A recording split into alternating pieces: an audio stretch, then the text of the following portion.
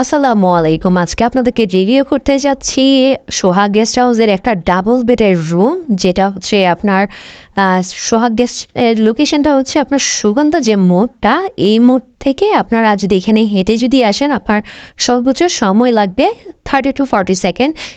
ওনাদের এটাকে আপনি ডাবল বেডও বলতে পারবেন, এটাকে ট্রিপল বেডও বলতে পারবেন। কেন বলছি, এখানে আপনার এই খাটটাতে আপনারা 3জন থাকতে পারছেন, এখানে আপনার সিঙ্গেল একজন থাকতে পারছেন। সো ওভারঅল আপনারা 4জন, অনেকটা যদি আপনারা অ্যাডজাস্ট করে থাকতে যদি চান 4 থেকে 5জন আপনারা থাকতে পারবেন।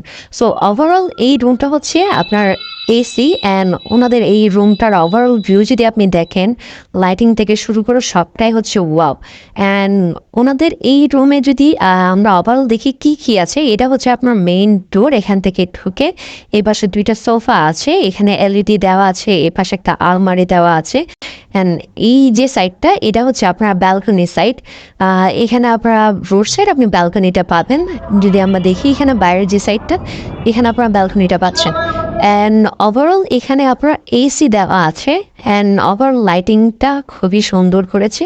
অ্যান্ড আমরা যদি এ পাশে যদি আসি, এখানে একটা খাট দেওয়া আছে, এখানে আপনার 3জন থাকতে পারছেন। এ পাশে আরেকটা খাট দেওয়া আছে, যেখানে আপনারা 1জন থাকতে পারছেন।